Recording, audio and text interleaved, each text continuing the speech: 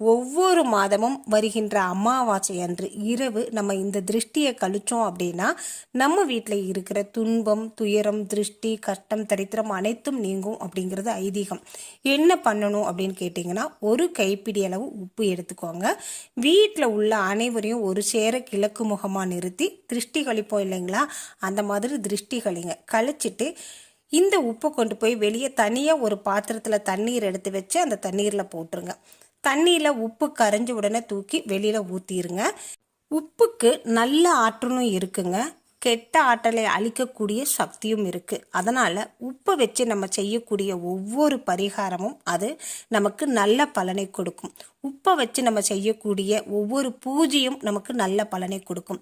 உப்பு அப்படிங்கிறது நல்ல ஆற்றலை கொடுக்கும், கெட்ட ஆற்றலை அழிக்கும். அப்படிங்கிறதுனால உப்பை வச்சு இந்த பரிகாரத்தை மாதம் மாதம் செஞ்சு பாருங்கள். வீட்டில் இருக்கிற திருஷ்டி அனைத்தும் நீங்கி நல்ல முறையில் நம்ம வாழலாம். நம்பிக்கையோடு செய்யுங்க, நல்லதே நடக்கும். அமாவாசை இரவு அப்படிங்கிறது அன்னை வாராகிய வழிபாடு செய்யக்கூடிய அற்புதமான நாளுங்க.